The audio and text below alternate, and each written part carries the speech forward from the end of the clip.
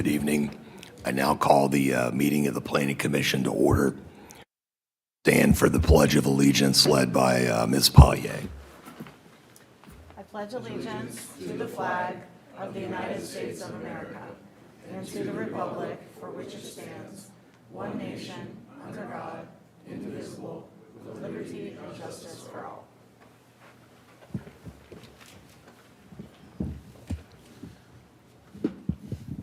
Could we have the roll call, please? Yes. Greenberg? Here. Hicks? Here. Mako? Here. Pollier? Here. Shapaka? Here. Siriano? Here. Tamarkin? Here. Thank you. Thank you. I'd like to welcome Ms. Hiltz to the meeting in place of our familiar face, Sophia. So hopefully you'll take it easy on us tonight. If you promise to do the same, thank you. We'll do our best. Are there any additions or corrections to the published agenda? Not to my knowledge. Okay. Next item on the agenda is the approval of the meeting minutes. It's been a while, but is there a motion to approve the minutes of our last meeting, February the 26th? So moved. Moved by Ms. Pollier. Is there a second? Second, Mako. Second by Mr. Mako. Any discussion? Roll call, please.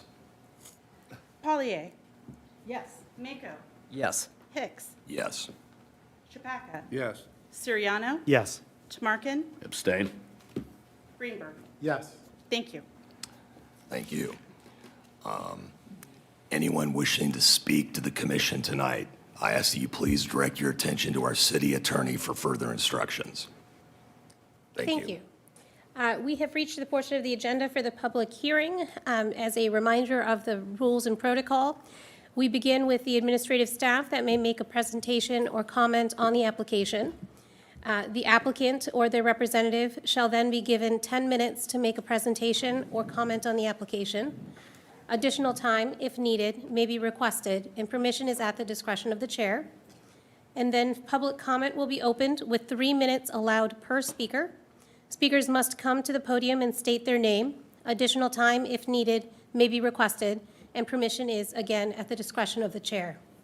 The applicant or the representative shall then be given 10 additional minutes to respond to the public comment. Additional time, if needed, may be requested, and permission is at the discretion of the chair. At this time, can all those who are applicants and wish to make any public comment, please stand and be sworn. Please raise your right hand. Do you swear or affirm to tell the truth, the whole truth, and nothing but the truth? If you do, say, I swear or I affirm. Thank you. Thank you. We have 3 variance applications this evening. I'll ask Ms. Hills to please read the first application into the record. Thank you, Chair. The first application is B0008-2025 to consider a variance application to vary Section 1103.06E, estate residential of the codified ordinances of the City of Gahanna for property located at 4444 Shoal Road, parcel ID 025-011937, current zoning ER, estate residential, Labaki Homes Incorporated, Jordan Labaki applicant. Thank you. We will now turn the meeting over to the administration for presentation. Mr. Blackford. Thank you, Mr. Chair. Your staff reports, and on your screen, we have a location and zoning map. All 3 of our items are in the northeast portion of the city. Shoal Road is where we're at. We don't get a lot of requests in this area, but Planning Commission did see a variance, and then there was an appeal just to the west of this location over on Brookhouse Lane recently. Shoal Road, some portions of Shoal are in City of Gahanna, some are in Jefferson Township. So the areas on the map here that you don't see any color shading, those are Jefferson Township. Particular property tonight we're here to talk about is zoned estate residential. That's our large lot zoning that allows agricultural uses. It requires 150 foot of lot frontage. As we travel to the east on Shoal and then Headley, we have utilities in this area. We have a park, and then we have Harrison Pond, if the cursor moves there in the orange.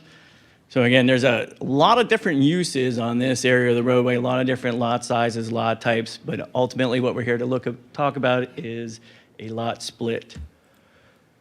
The lot split is what's necessitating the variance. They are requesting to have a variance to reduce the required lot frontage of 150 feet down to 137.5 feet. 12 and a half less than required. I know we updated our zoning code last year. In case you're curious, the estate residential zoning district has the same frontage requirement in today's code as it did in the previous code, 150 feet. Applicants provided a survey here, articulated the frontages.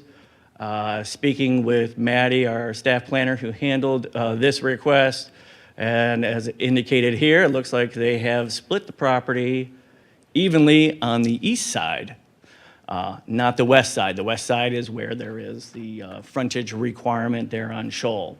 So 215 feet to the northern lot, 137 to the southern lot. So obviously there is enough space there to strict adherence to the code, if you so. So again, one variance from 150 to 137 feet. Variance criteria, it's in your staff report, same variance criteria as always. I will focus on one of these, and I think it's the one that sometimes is the most germane, especially in a residential kind of area, and that's the first one up there, and that's will it result in substantial damage to the essential character of the neighborhood? So if we just take a step back from this particular request and we look at lot frontage and we think about why do zoning codes have lot frontage? One of the reasons why lot frontage is in zoning codes. It's one of the main tools that we use to regulate the development of a property, make sure that orderly development is not overly built and constructed. 150 feet's pretty substantial. In this area, if we go back to the site plan here, so when we analyze a variance, we talk about lot frontage. What would be the negative impacts? What would be the damage to the essential character? Obviously, that's very subjective. That is not objective like a 150 foot. So very different opinions. I know you have a letter and there's some folks here with that. But again, why do we have lot frontage? It's for the orderly growth. If this variance is granted, it would not, in staff's opinion, damage the character of the area because it would not allow for future and additional variances, lot splits without substantial variances, because lot frontage is one of the tools that we use to regulate intensity and density, but we also have lot size, setbacks, impervious area, lot coverage, things of that nature. So in staff's opinion, we don't believe that granting this variance would substantially damage the essential character of the neighborhood because granting the reduction in lot frontage does not increase the likelihood of future lot splits in the future, in staff's opinion. So that's why staff recommends approval. Certainly, as we looked at the site plan, there are options for getting creative and having additional, having that line and that lot split be in a different location so they could meet the code. One other thing I'd like to address really quickly, I know Planning Commission was provided a adjacent property owner letter, a lot of excellent points brought up in that letter. One of those was related to access. So we had a discussion with our friends over in the engineering department just to make sure, get their thoughts on any future access, because the variance itself isn't really the mechanism that's going to grant access, but wanted to make sure. We discussed the request with them, and although it's preliminary because they don't have house plans, things of that nature, they don't foresee any reason why access wouldn't be granted on Shoal Road for this particular parcel if this property is split. So with that, I would just, again, reiterate to hear that staff has no objection and our engineering team does not foresee any major issues with access in the future if the lot is split. With that, Mr. Chair, I'll turn it over to you. Thank you. Thank you, Mr. Blackford. We will now open the public comment portion of the meeting. Would the applicant care to speak? If the applicant is present. If you could please state your name, address, and relationship to the project. Yeah, Jordan Labaki, 3083 Deeds Road, Granville, Ohio. I am contracted to be the builder of the new home. if the lot is split approval. I don't have anything to add. He covered everything. There's nothing I need to add, so, to what he stated. All right, thank you. Well, please stay tuned for some potential questions from the commission, but we will call on you. Okay. I do have 2 speaker slips. I'll read them in the order in which they were received. The first is Mr. David Cooper. My name is David Cooper. I live at 4420 Schill Road. So my letter really just detailed the concerns that I've got. I understand the adjoining property owner has the right to split the parcel. It'd be very easy to adjust the line. I do feel that maybe the engineering department said that it's easy to get access to Schill Road. I think it would be very dangerous if you took a step back and looked at the only logical place to put a driveway would be opposite Brookhouse Lane. People come up the hill on Schill Road at a high rate of speed. They typically are accelerating. There's no way someone is going to see a driveway as they come up that hill. If someone's pulling out, it's a very dangerous situation. We have cars repeatedly go off the road in that area. I will simply add, I think one of the other criteria for the lot split is there's no other feasible way to split the lot, even if it might be a little bit more expensive. Be very easy here to adjust the line, but I do worry about access to the new parcel to the north. I don't know how they're going to get in there. The current parcel has an access through my property through an easement. That easement would not be for the benefit of the new parcel that's created.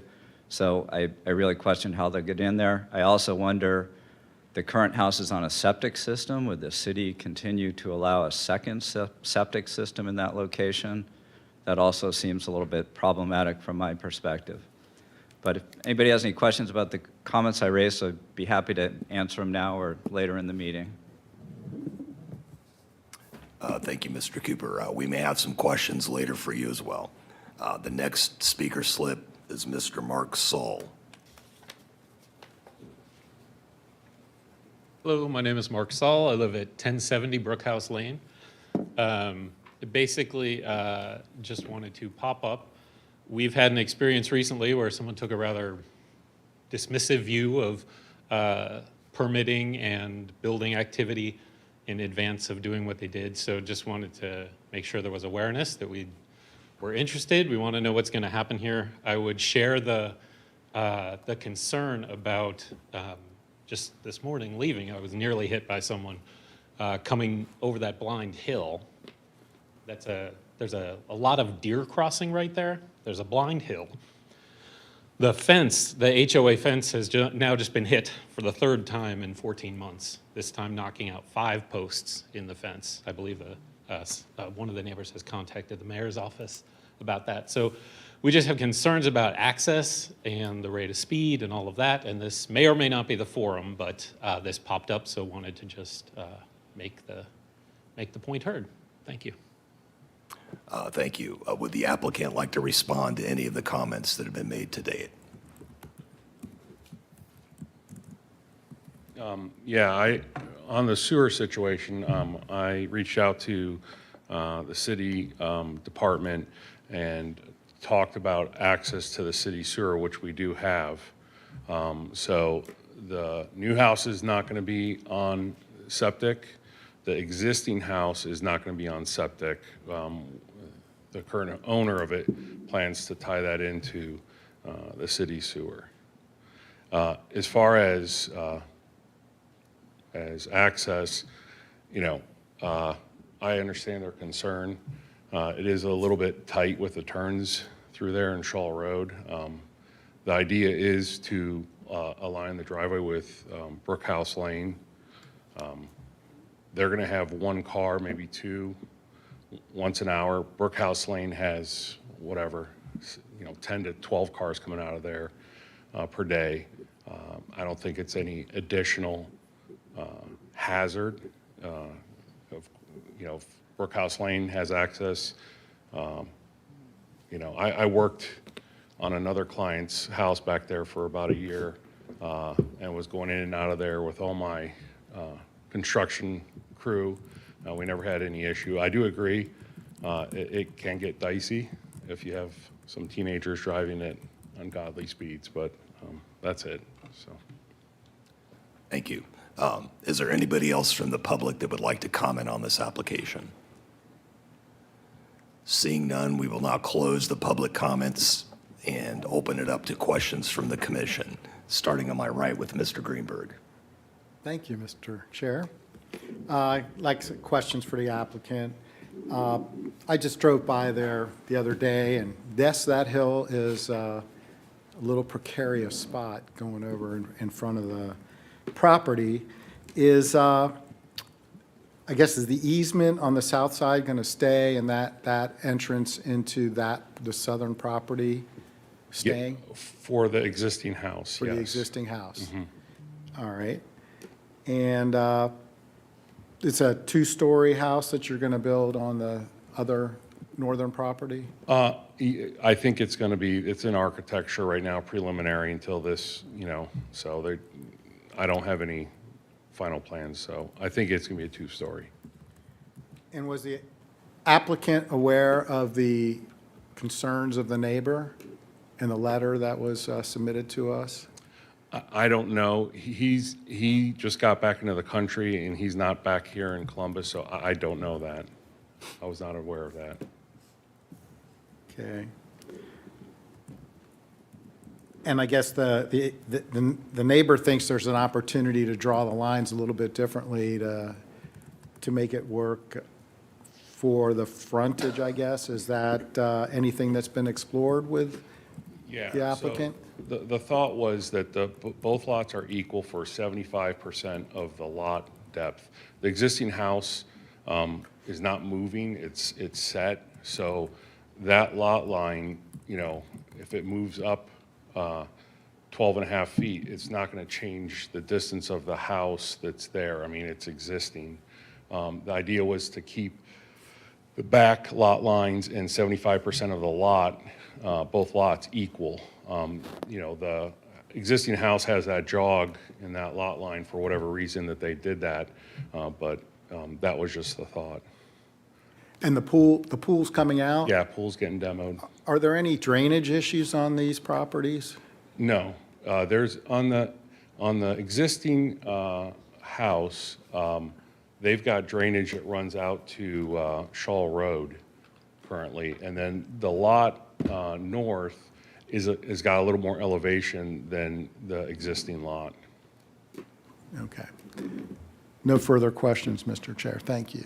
Thank you, Mr. Greenberg. Mr. Soriano, I don't have any questions. Thank you, Mr. Chair. Mr. Tamarkin. Thank you, Mr. Chair. I drive Shoal Road frequently. I get it. I understand that hill. It's certainly blind, and you can get up to the top of that hill and get very surprised when there's a car coming the other way right at you. But if people from Brookhouse Lane can turn right or left, I'm not sure why there's a concern that people coming out of the driveway can't turn right or left, if they're aligned. And I guess that's more of a statement than a question. But if the driveway is going to align with Brookhouse Lane, it's been there. I have seen accidents on Shoal Road in the past, including there was a death on a little further up by the S-turns. Some high school kids, 20, 25 years ago, someone hit a tree and actually died on Shoal Road. But again, just to confirm, your intent is to put the driveway right across. Yeah, and that's going to have to get approved by engineering. That's what the intention is of the client and me, but we know that has to go through engineering as far as approval for sightline. Yeah. And if by any chance we said no to this and the property line moved 12 feet to the north, the new property would be a little smaller. We wouldn't even be here. You wouldn't need the variance. Yeah, When you'd still build the house and you'd still put the driveway on yeah. where you're going to put the driveway. Right. That's the extent of my questions, Mr. Chair. I guess there were more comments than questions. Thank you, Mr. Shapaka. Thank you, Mr. Chair. Actually, some of the questions have already been answered, but I have one for Mr. Blackford.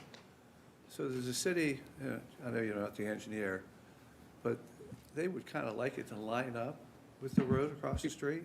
So generally speaking, my experience has been is that that's the preferred, generally speaking, that's the preferred, is to have it align with the drive across. Looking at, not that I'm very familiar, but just like right here, I was kind of looking to see if there's similar situations. And it looks like, I can't read this road name, I'm getting old, but it looks like this one here lines up with the driveway. When we're in development conversations, typically it's always aligning a driveway as much as possible. So I would anticipate that, minus some odd site challenges, that it will align with Brookhouse Lane. Thank you. So with that being said, keep that in mind when the final site plan comes through. I think that's interesting. Outside that, I have no other questions, Mr. Chair. Thank you, Mr. Mako. Thank you, Mr. Chair.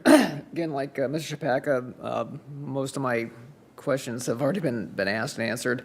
One follow-up for the applicant. You mentioned about the sanitary sewer. Do you happen to know, again, approximately how far you're going to have to extend that to tie into the city system? The city notified us that the city sewer runs behind the property. So that's where they recommended for us to tie into the city sewer. Okay. That's what they said. And that's I'm again, don't want to assume anything, but that's a cost you're willing to incur to Yeah. tap into that system, Yeah. run the lines? Yeah. Okay.